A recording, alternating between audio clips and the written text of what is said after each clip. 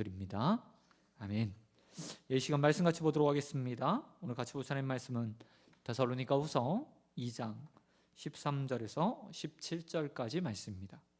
데살로니가후서 2장 13절에서 17절까지 말씀, 신약성경 335페이지에 있습니다.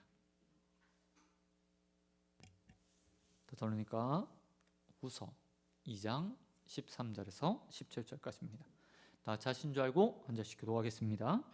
주께서 사랑하시는 형제들아, 우리가 항상 너희에 관하여 마땅히 하나님께 감사할 것은 하나님이 처음부터 너희를 택하사 성령의 거룩하게 하심과 진리를 믿음으로 구원을 받게 하심이니, 이를 위하여 우리의 복음으로 너희를 부르사 우리 주 예수 그리스도의 영광을 얻게 하려 하심이니라. 그러므로 형제들아, 굳건하게 서로 말로나 우리의 편지로 가르침을 받은 전통을 지키라.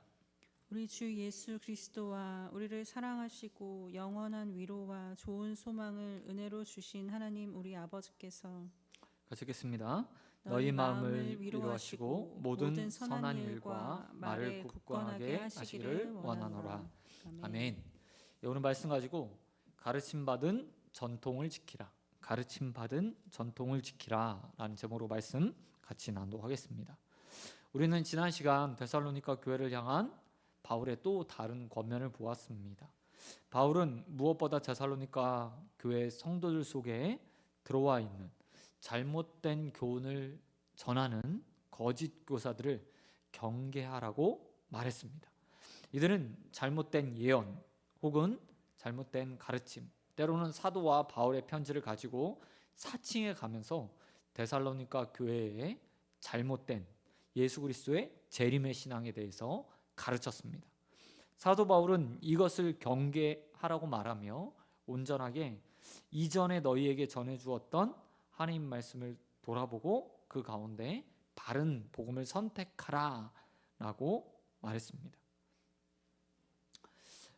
오늘은 그 연장선에서 사도 바울이 이제 또 다시 그들을 향해서 권면하는 장면이 나오고 있습니다. 사도 바울이 가장 걱정했던, 무엇보다 고난과 박해보다 더 많이 데살로니가 교회를 보면서 걱정했던 것은 바로 거짓 교사에 대한 교사들의 가르침이었습니다. 이들은 곧 오리라는 예수님의 가르침을 가지고 그 가운데 교회 안에 들어와서 예수께서 이미 오셨다 혹은 오실 것이다 라고 말하며 데살로니가 성도들을 미혹했습니다. 더욱이 이들이 전하는 거짓 가르침은 데살로니가 교회에게 두려움을 심어주었습니다. 왜냐하면 그들의 가르침 가운데서 그들이 혹시나 구원에서 탈락하거나 재림의 주가 세우신 하나님 나라에 들어가지 못할 거라는 아마 가르침을 주었던 것으로 보여집니다. 이런 가르침으로 인해서 데살로니가 교회 성도들은 평안을 잃어버렸고, 또한 두려움 가운데서 지금까지 고난과 박해를 이겨가면서 지켜왔던 신앙과 생활에 문제가 생기기 시작한 겁니다. 바울은 이 사실을 알고 그들에게 편지를 써서 이전에 자신이 가르쳤던 말씀을 기억하라고 데살로니가 전서 2장 5절에서 말했습니다. 데살로니가 후서 2장 5절에서 이렇게 사도 바울은 말합니다. 내가 너희와 함께 있을 때 이 일을 너희에게 말한 것을 기억하지 못하느냐. 내가 예수 그리스도의 재림에 대해서 이미 너희에게 말한 적이 있다. 그러니 그 말을 기억해내라. 그것이 참 진리이기 때문에 그것을 기억해서 다시 생각해보고 거짓 교사들의 가르침을 분별하고 판단하라 라는 의미로 그 말을 기억하지 못하느냐라고 질문한 것입니다. 그리고 오늘 본문에서 다시 한번 데살로니가 교회 성도들의 믿음을 굳건하게 하기 위해서 15절 말씀을 말하고 있습니다. 15절에서 사도 바울은 이렇게 데살로니가 교회에 말합니다. 그러므로 형제들아, 굳건하게 서서 말로나 편지로 가르침을 받은 전통을 지켜라. 말이나 편지로 가르침을 받은 전통을 지켜라 라고 이야기하고 있습니다. 사도 바울이 여기서 말이라는 것은 이전에 데살로니가 교회 방문해서 처음 복음을 가르쳤을 때 그 말을 말하는 거고요. 또 우리의 편지는 데살로니가 전후서의 편지들을 이야기하고 있는 겁니다. 그러면서 사도 바울은 이 말과 편지를 기억하면서 그 안에 기록되어 있는 예수에 대한 가르침들을 생각하면서 너희가 온전하게 너희의 믿음을 지켜야 된다라고 말하고 있습니다. 본문에서는 전통이라는 15절에서 전통이라는 단어로 번역한 말이 있습니다. 근데 개역 한글 성경에는 이전에 유전이라고 썼습니다. 그러니까 오래전부터 내려오는 말씀이란 말입니다. 그런데 다른 성경에서는 복음이라고 번역하기도 하고요. 어떤 성경에는 말, 가르침이라는 걸로 번역하기도 합니다. 다시 말해서 사도 바울을 통해서 전해진 복음, 예수 그리스도에 대한, 또한 사도들의 가르침에 대한 그 가르침을 통해서 너희 믿음이 지켜져야 한다라고 이야기하고 있다는 거죠. 사실 이 전통이라는 단어, 유전이라는 단어는 성경에 보면 때로는 부정적으로 사용되기도 하고요, 때로는 긍정적으로 사용되기도 합니다.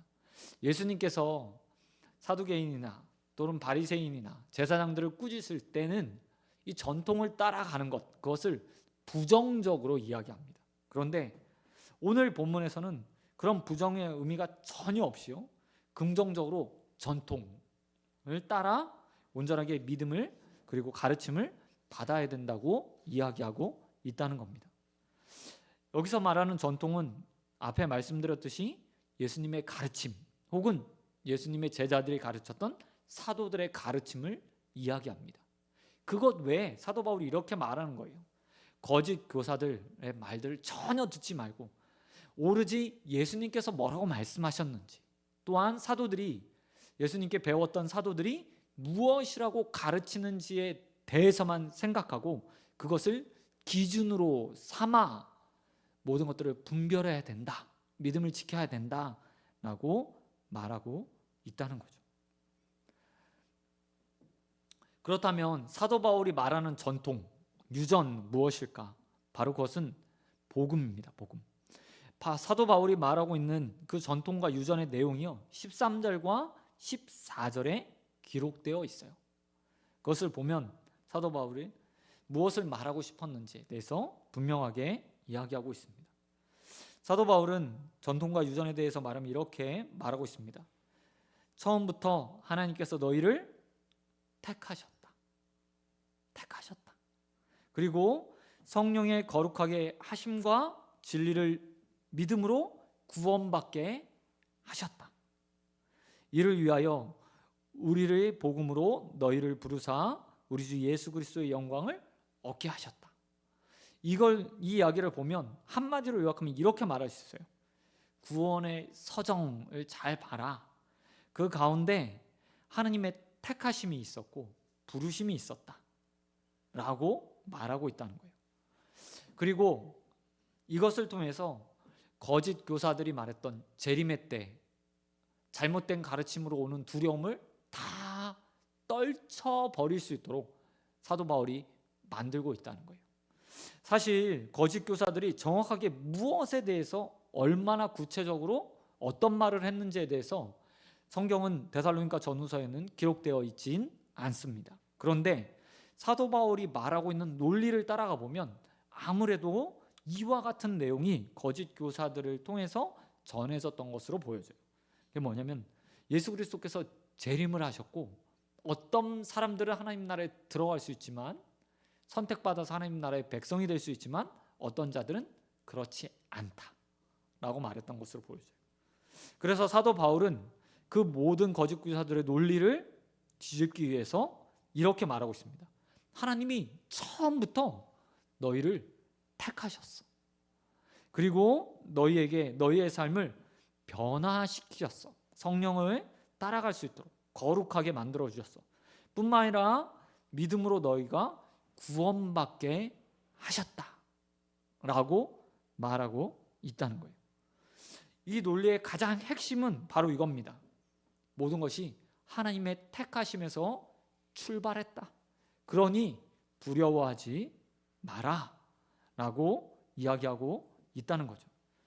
여러분, 사도 바울이 구원을 이야기할 때 오늘 데살로니가에서 교회를 향해서 가장 강조하는 부분이요, 이거예요. 택하신 가운데 구원받았으니 버림받지 않을 것이다. 하나님께서 너희를 택하셨으니 또한 온전한 구원이 너희에게 주어질 것이다 라는 것이라는 겁니다. 이런 사도 바울의 말은 당시의 거짓 교사들이 아마 하나님 나라에 들어가기 위해서는, 하나님의 백성이 되기 위해서는, 구원을 얻기 위해서는 공로나 행위나 율법의 준수와 같이 무엇인가 하거나 아니면 희생을 따르거나 아니면 어떤 행위를 해야 된다고 강조했을 확률들이 굉장히 높은 거예요. 그러나 사도 바울은 그런 거짓 교사들의 가르침에 정반대로 너희는 은혜로 구원받았어, 하나님의 택하신 가운데 구원받았으니 두려워할 필요 없어 라고 말하며 그들의 믿음을 세워주고 있다는 거죠. 사도 바울의 이런 주장은 구원을 이야기하는 구약의 흐름과도 아주 일치합니다. 일치합니다. 이스라엘의 조상이었던 아브라함이 어떻게 부름받았죠? 어떤 행위를 했나요? 하나님을 찾았나요? 아니요, 그렇지 않습니다. 창세기 12장에 보면 하나님께서 아브라함을 부르실 때 일방적으로 찾아오시죠. 그리고 아브라함을 부르십니다. 그리고 복도 선포해 주세요.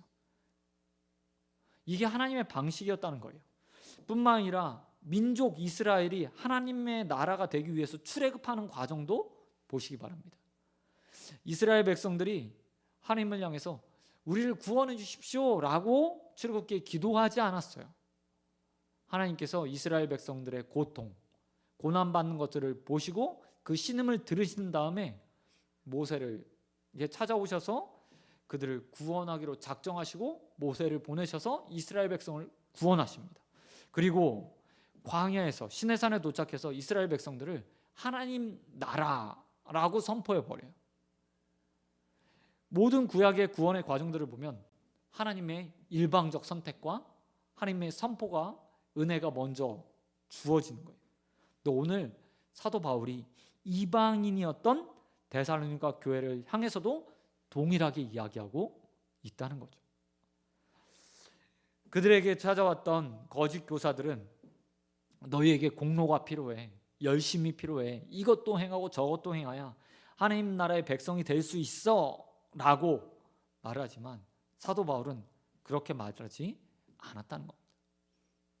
다 하나님께서 택하셔서 너희가 지금 구원받을 수 있어 라고 이야기하며 구원이 전적으로 하나님의 은혜, 또한 믿게 하심, 내가 믿은 게 아니라 믿게 하심에 의한 결과라고 이야기하고 있다는 거죠. 뿐만 아니라 14절에서는 뭐라고 이야기하고 있습니까? 14절에 보니까 이렇게 말해요. 우리의 복음으로 너희를 부르사, 우리는 전해줬는데 그거 듣고 너희를 하나님께서 불러주셨어 라고 말하며 복음에 내가 반응한 게 아니고 복음을 통해서 너희를 부른 거야 하나님께서, 이렇게 말하며 하나님의 택하신 또 다른 표현을 사도 바울이 이야기하고 있다는 거죠. 그리고 이 구원의 방식이 지금도 우리에게 유효하게 흐르고 있다는 겁니다. 우리가 무엇인가 많이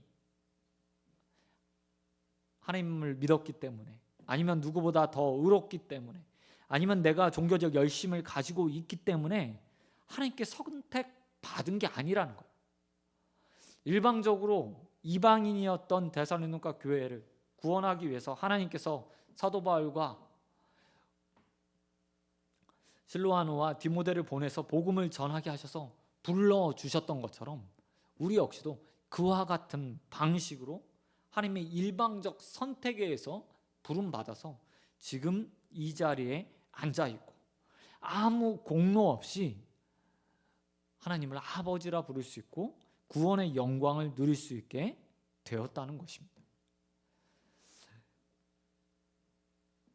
그리고 우리는 이 믿음을 가지고 이 자리에서 온전하게 하나님 믿고 신뢰하고 따르기만 하면 되는 거예요. 사실 유대인들이 말하는 것처럼 어떤 행위나 공적이나 아니면 하나님을 기쁘시게 하는 행위로 구원을 받는다면 과연 누가 구원을 받을 수 있을까요? 만약 우리가 모든 성경을 다 지켜야만, 아니 그 중에서 70%만 지켜도 구원을 해준다고 말한다면 과연 우리는 그 70%를 지킬 수 있는 사람들이 될까요? 아니요, 결코 그렇지 않습니다.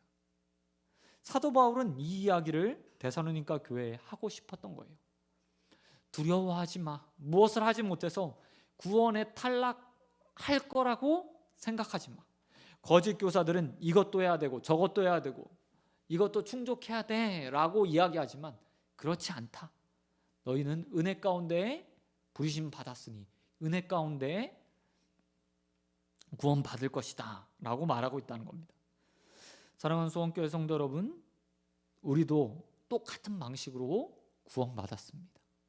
우리의 부족함들이 있어요. 연약함들이 있고 나약함들이 있어요.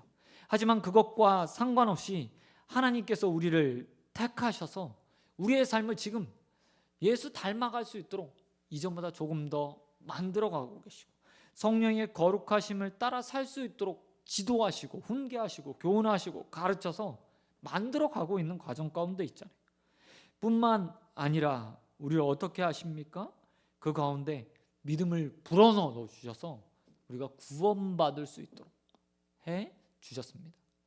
이 사실을 믿고 여러분 두려움 없이 신앙생활하는 저와 여러분 되시길 우리 주님 예수 그리스도의 이름으로 축원드립니다. 그런가 하면 사도 바울이 마지막으로 16절과 17절에서 데살로니가 교회를 향한 축복과 기원의 말을 하고 있는 것을 볼 수 있습니다. 사도 바울이 16절과 17절에서는 축복과 기원의 말을 해요. 그 내용을 보면 이렇습니다. 우리 주 예수 그리스도와 우리의 사랑하시고 영원히 위로와 좋은 소망의 은혜를 주신 하나님 우리 아버지께서 너희 마음을 위로하시고 모든 선한 일과 말에 굳건하게 하시기를 원하노라 라고 말하고 있어요.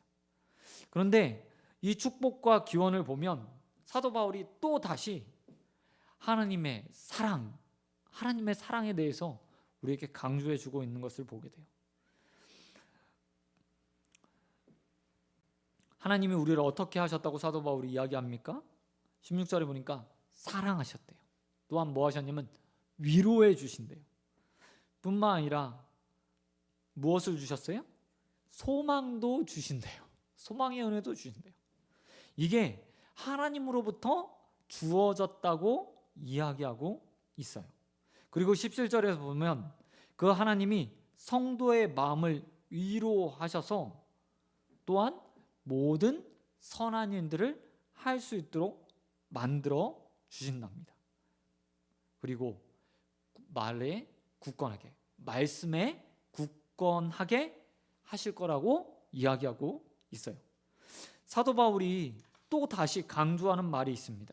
그게 뭐냐면 데살로니가 교회의 상황을 너무나 잘 알고 있는 그들을 향해서 오랜 시간 박해를 받아오고 또 사도 바울의 직접적인 돌봄을 보지 못하는 상황 가운데 있는 그들 뿐만 아니라 거짓 교사들까지 교회 안에 들어와서 잘못된 가르침을 다 가르치고 있지만 그들에게 한 가지만 반드시 기억하면 된다.